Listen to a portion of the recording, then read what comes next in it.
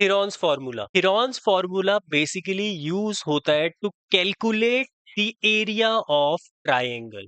अब मुझे एक चीज बताओ, क्या आपने छोटी क्लासेस में एरिया ऑफ ट्राइंगल निकालना सीखा है? और अगर सीखा है तो उसका फॉर्मूला क्या था? Half base into height. सबको मालूम है एरिया ऑफ ट्राइंगल।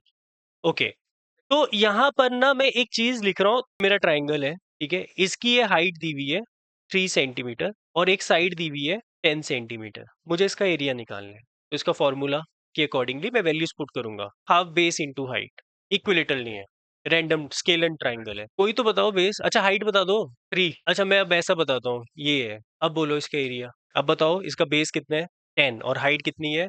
एक्सीलेंट। यही एक मेन चीज है कि बेस उसको लेते हैं जिसके ऊपर परपेंडिकुलर हो। अगर परपेंडिकुलर यहां बना हुआ है और इसकी वैल्यू मुझे नहीं पता, तो मैं एरिया ऑफ ट्राइंगल नहीं लगा सकता। एक्सीलेंट, यही चीज है इसमें मेन सीखने वाली पहली चीज, कि एरिया ऑफ ट्राइंगल जब आप निकालते हो तो आपको दो चीजें चाहिए होती है, बेस और हाइट।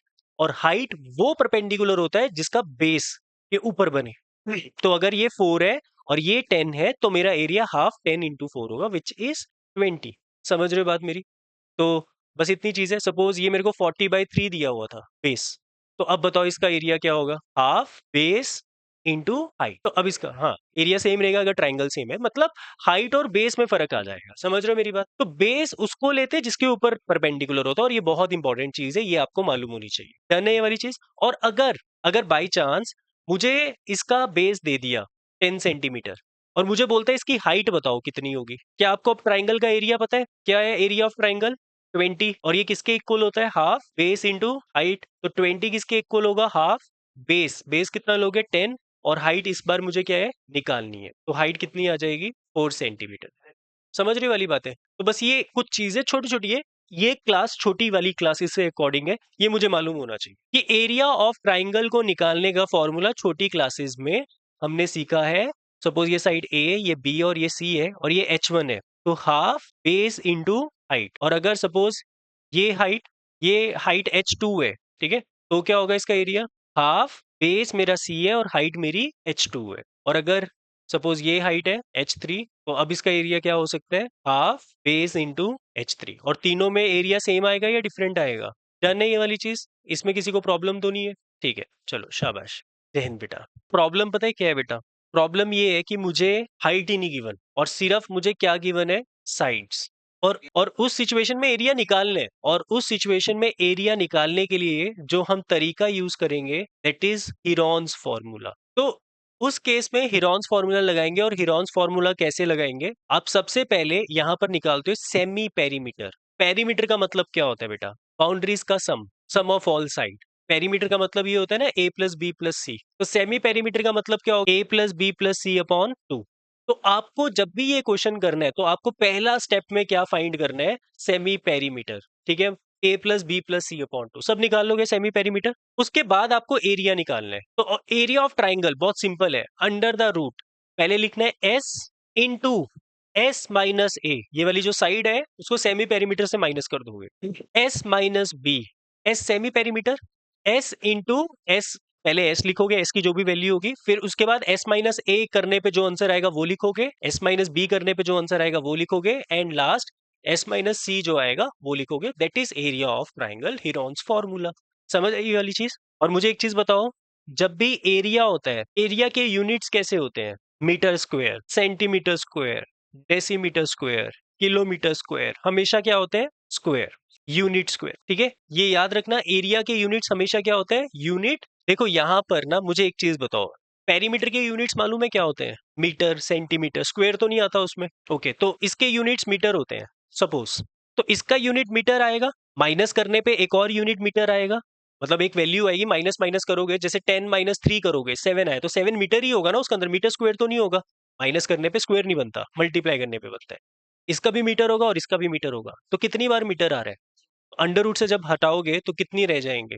ठीक है ना, तो हमेशा यूनिट्स एरिया के मीटर स्क्वायर होते हैं, ये याद रखना, गलती नहीं करनी चीजों में लिखते टाइम, और बिना यूनिट्स के कोई नहीं लिखेगा। ओके, एक सिंपल सा क्वेश्चन करते हैं। इस क्वेश्चन में आपको 3 साइड्स दी हुई है, एक 4 सेंटीमीटर, एक 3 सेंटीमीटर और एक 5 सेंटीमीटर। जिसको समझ आ गया वो करना स्टार्ट कर दो, जिसको नहीं आया वो देखना। सबसे पहला स्टेप होता है कि मैं सेमी पेरीमीटर निकालूंगा, that is 4 plus 5 plus 3 upon 2, 12 upon 2 which is equal to 6 centimetre. Semi perimeter निकल गया। उसके बाद सेकंड स्टेप में मैं एरिया का फॉर्मूला लगा सकता हूँ, या फिर जो बच्चा कंफ्यूज होता है तो वो पहले अलग से ना ये 3 वैल्यूज निकाल लो अंडर रूट से बाहर ही, और वो फिर अंडर रूट में डाल देना। जिसको कैलकुलेशन करने में मुश्किल आती है वो ऐसा कर सकता है। ठीक है, ये 4 वैल्यूज निकाल लो, 6 minus 4, 6 minus 3, 6 minus 5 which is 2, 3, 1। बाकी अगर डायरेक्ट पुट करोगे तो भी इजी है। तो एरिया ऑफ ट्राइंगल आएगा under the root S, S minus A, S minus B, S minus C, मतलब 6, 2, 3, 1। वैल्यूज डाल दी मैंने डायरेक्ट, नहीं तो फॉर्मूला के अंदर भी लिख सकते थे। तो इसमें बना 6 इंटू 2 इंटू 3 इंटू 1, ये चीज बन रही होगी आपकी। हमेशा अंडर रूट सॉल्व करना है, और अंडर रूट सॉल्व करने का मतलब होता है पेयर्स क्रिएट करना। तो इस 6 को मैं ऐसा लिख सकता हूँ 2 इंटू 3, और 2 इंटू 3 पहले से 1 लिखने की जरूरत नहीं है। बिल्कुल वो भी कर सकते हैं। 2 और 2 का पेयर बन गया तो एक 2 लिख दोगे अंडर रूट से बाहर। 3 और 3 का पेयर बन गया तो एक 3 लिख दोगे अंडर रूट के बाहर। क्या अंडर रूट के अंदर कुछ बचा? नहीं, तो छोड़ दो बस। तो आंसर कितना आ गया? 6 मीटर सेंटीमीटर आ सकते हैं, बिल्कुल आएंगे। ठीक है, 6 सेंटीमीटर स्क्वायर। सबसे पहले सेमी पेरीमीटर। सेमी पेरीमीटर होगा आपके पास 32 plus 40 plus 24 upon 2 which is equal to 96 upon 2 which is equal to 48 metres. सबका ये आया। ओके, देन इसके बाद 3 चीजें निकालनी होती है, S minus S minus B, S minus C. Under root के अंदर भी निकाल सकते हो, तो अंदर ही निकाल लेते हैं। Area of triangle ABC is equal to under the root S, S minus A, S minus B, S minus C. सबने ये चीज लिखी। Okay, under the root 48 into, इसको करोगे तो 8 8 16, इसको करोगे तो 8 आएगा, और इसको करोगे तो 24 24 आएगा। यहां तक आया। अब देखो, आपको पेयर्स बनाने, या तो आप इनको 2 2 2 2 3 ऐसे तोड़ो, नहीं, हमने उन चीजों में नहीं जाना। मुझे एक चीज बताओ, 48 किसका डबल है? 24 का डबल है, और यहाँ पे 24 ऑलरेडी है। सब लोग ध्यान देंगे ऊपर एक बार। इस 48 को मैं 2 इंटू 24 लिख सकता हूँ, ताकि 24 का पेयर बन जाए इसके साथ। और इस 16 को मैं 8 इंटू 2 लिख सकता हूँ, क्योंकि यहाँ पे 8 है। समझ रहे वाली बात? यस और नो? तो बस अब पेयर्स बनाओ। 24 और 24 का पेयर बन गया, 8 और 8 का पेयर बन गया, 2 एंड 2 का पेयर बन गया, सबके पेयर बन गए। ये मेरा फाइनल आंसर है। समझ आया कि नहीं? 24 इंटू 16, मल्टीप्लाई नहीं करना, उन अंदर पेयर्स बनाने हैं। 24, 2, 4, 12, 4, 8, 384, 384 मीटर स्क्वायर। वैसे ये समझ आया कि नहीं आई अंडर रूट को सॉल्व करना? बाकी देखो, छोटी क्लासेस में या छोटे बच्चों को ऐसे सिखा सकते हैं, भी 48 के फैक्टर बना ले, 16 के फैक्टर बना ले, 8 के फैक्टर बना ले, 24 के बना ले, फिर पेयर बना ले। उससे बढ़िया क्या है, आप उस हिसाब से तोड़ो जिस हिसाब से चीजें दिख रही हैं आप, ठीक है, और फिर पेयर बनाओ। सब लोग ध्यान से सुनोगे। ये एक ट्राइंगल है। इस ट्राइंगल को सपोज मैं इक्विलेटरल ट्राइंगल बोल रहा हूँ, जिसकी सारी साइड्स इक्वल है। सपोज 4 सेंटीमीटर, 4 सेंटीमीटर, 4 सेंटीमीटर, मालूम है सबको, इसको इक्विलेटरल ट्राइंगल कहते हैं। इक्विलेटरल ट्राइंगल की सारी साइड्स क्या होती है? इक्वल। जब मैंने आपको थर्ड एक्सरसाइज करवाई थी तो मैंने इसका डायरेक्ट फॉर्मूला बोला था, याद कर लो। याद है क्या था इसका? Area of equilateral triangle root 3/4 into side square, not R. उस टाइम पे आर रेडियस साइड होती थी, बट अभी हमेशा रेडियस साइड नहीं होगी, तो साइड स्क्वायर। ये मेरा फॉर्मूला, इसको लिख लो, एरिया ऑफ इक्विलेटरल ट्राइंगल। और इसको डायरेक्ट याद कर रहे हैं हम, है ना, रूट 3/4 इंटू साइड स्क्वायर। तो इसका एरिया क्या होगा? रूट 3/4 इंटू 4 का स्क्वायर, मतलब रूट 3 इंटू 4 इंटू 4/4, 4 से 4 कट जाएगा, तो फाइनल आंसर आएगा 4√3 सेंटीमीटर स्क्वायर। क्या ये वाली चीज डन है कि नहीं है? ये इक्विलेटरल ट्राइंगल का फॉर्मूला है। लिख लिया? याद हो गया फॉर्मूला? अब ध्यान से सुनना। ये मेरे पास इक्विलेटरल ट्राइंगल है, जिसकी साइड ए और ए है। ठीक है, सारी साइड्स क्या है? ए। मैं इस पे हिरॉन्स फॉर्मूला लगा रहा हूँ, और मेरा आंसर ये आना चाहिए। समझ रहे हो मेरी बात? मतलब रूट 3/4, हाँ, ए ही डाल रहे हैं ना, ए की फॉर्म में, मतलब मेरा आंसर आना चाहिए root 3/4 into A square, where A is the side. हाँ, जब मैंने थर्ड एक्सरसाइज की करवाई थी तो मैंने बोला था इसको रट लो, जब हम सेकंड एक्सरसाइज करेंगे तो मैं बताऊंगा आपको कि कैसे निकला है। अब हम इसको हिरॉन से यही चीज निकाल कर देखेंगे कि हमारा ये आंसर आता है कि नहीं आता। और पेपर में ये क्वेश्चन आता है कि ए लेकर हिरॉन्स फॉर्मूला से इक्विलेटरल ट्राइंगल का एरिया बनाओ। ठीक है, बनेगा। पहला स्टेप बताओ क्या होता है? Semi perimeter, a+a+a upon 2 which is equal to 3a/2। Done है ये वाली चीज? ओके। उसके बाद हम यहाँ पे 3 चीजें लिखते हैं, या डायरेक्ट एरिया लिख सकते हैं। तो एरिया ऑफ ट्राइंगल होगा अंडर द रूट 3a/2, मतलब s माइनस ए, s माइनस बी, बी भी यहाँ पर ए ही है, और s माइनस सी। क्या यहाँ तक बात समझ आई? ओके, तो यहाँ पर आएगा अंडर द रूट 3a/2। अच्छा, इसको मैं यहाँ पे अलग से सॉल्व कर लेता हूँ ताकि खिचड़ी ना पके वहां पे। अगर मैं यहाँ पे एलसीएम लूंगा तो मेरा क्या आएगा? 3a - 2a/2। समझ रहे वाली बात? That is a/2। एलसीएम समझ आया सबको? मतलब इन सब की वैल्यूज क्या है?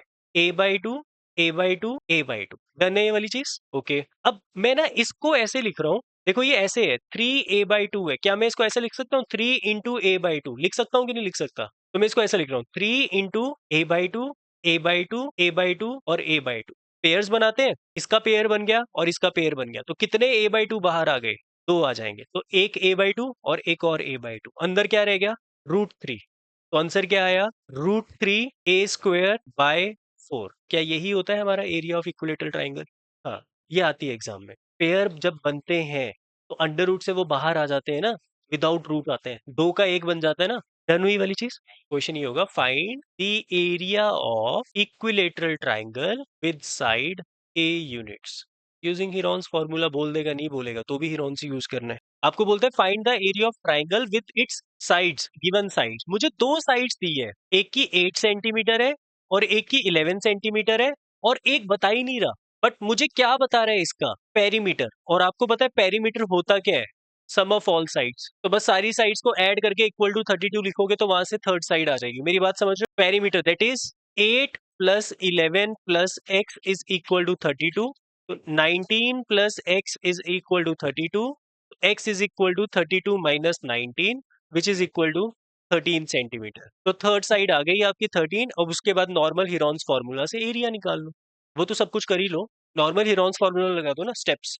ओके, सब लोग थोड़ा सा इधर ध्यान देना एक बार, छोटी सी चीज। मैं सबसे पहले स्टेप में एस निकालता हूँ, मतलब सेमी पेरीमीटर। और सेमी पेरीमीटर होता है पेरीमीटर का आधा। जिस क्वेश्चन में मुझे पेरीमीटर ऑलरेडी दिया हुआ है तो मैं अपना टाइम वेस्ट किए बिना सीधा इसका हाफ कर दूंगा। 16 ही आ रहा होगा सबका, वैसे भी 16 आएगा, और ये चीज छोटी सी चीज है, मेरा टाइम थोड़ा सा बचा देगी। ठीक है, तो एस निकल गया 16। उसके बाद एरिया होगा under the root S, S minus A, S minus B and S minus C. तो आपके पास आएगा under the root 16 into 8 into 3 into 5। अब 16 को तो मैं डायरेक्ट 4 लिख सकता हूँ। आप लोगों को पता है ना 16 किसका स्क्वायर रूट होता है? लिख सकता हूँ कि नहीं लिख सकता? बताओ, ये चीज भी सोचनी है। जो चीज परफेक्ट स्क्वायर है आप उसको बाहर निकाल दो, सीधा आप इसको क्या लिख दो? 4 अंडर द रूट। अब 8 को तोड़ो, अगर उसके जब तक प्राइम नंबर्स नहीं बनाओगे तब तक उसको अंडर रूट में नहीं रखना। बिल्कुल 2 इंटू 2 इंटू 2, 3 इंटू 5, इसका पेयर बन गया तो ये भी बाहर आ जाएगा। अब आया 8 अंडर द रूट 30, क्योंकि इनके पेयर नहीं बन रहे, इनको मल्टीप्लाई कर दोगे, ये मेरा फाइनल आंसर है, सेंटीमीटर स्क्वायर। अच्छा सुनो, एक बार सुन लो। आपको इस क्वेश्चन में एक ट्राइंगुलर प्लॉट बोल रहे हैं जिसकी रेशो दी हुई है 3:5:7। ये साइड नहीं है, ये रेशो है। मेरी बात समझ रहे हो? तो आपकी जो साइड होगी ना, let the common common ratio be x. तो साइड निकलेगी एक 3x, एक 5x और एक 7x। और पहले मुझे x निकालना पड़ेगा। और मुझे बताओ, सारी साइड्स का सम किसके इक्वल होता है? पेरीमीटर के इक्वल होता है, यस और नो? और वो पेरीमीटर क्वेश्चन में ऑलरेडी दिया हुआ है, दैट इज 300। और वहां से मैं x निकालूंगा, तो 15x किसके इक्वल है? 300। तो x किसके इक्वल आ जाएगा? 20 के। तो x की वैल्यू 20 पुट कर दो तो साइड्स क्या निकलेंगी आपकी? 3 into 20, 5 into 20, 7 into 20 which is equal to 60, 100, 140। अब आप निकाल लो नॉर्मल तरीके से। अब बताओ सेमी पेरीमीटर क्या होगा? पेरीमीटर का आधा, 300 का हाफ विच इज 150। ठीक है, डायरेक्ट सारी साइड्स को ऐड करके टाइम वेस्ट नहीं करना। तो एरिया ऑफ ट्राइंगल क्या होगा? Under the root 150, 150 minus 60, 150 minus 100, 150 minus 140, और 150 इंटू 90 इंटू 50 इंटू 10। अब यहाँ पे पेयरिंग करनी है, तो 150 को मैं ऐसा लिख सकता हूँ 15 इंटू 10, 90 को 3 इंटू 10, 15 को 5 इंटू 10, मतलब 9 इंटू 10, और 10 को 10 पेयर, और ये वाला 10 पेयर। तो 100 बाहर आ गया। और 9 को मैं 3 लिख सकता हूँ, बिल्कुल। 15 को मैं क्या लिखूंगा? 5 इंटू 3 और एक 5 ये वाला, तो 5 और 5 का भी पेयर बन गया। तो आपके पास आ जाएगा 100 into 3 into 5 into under root 3। तो दैट इज 1500 √3 मीटर स्क्वायर। समझ आया कि नहीं आया? फटाफट से करो, सब बच्चे अपनी-अपनी कॉपी में। और जिस स्टेप में नहीं समझ आया मुझे बता दो, पूछ लो।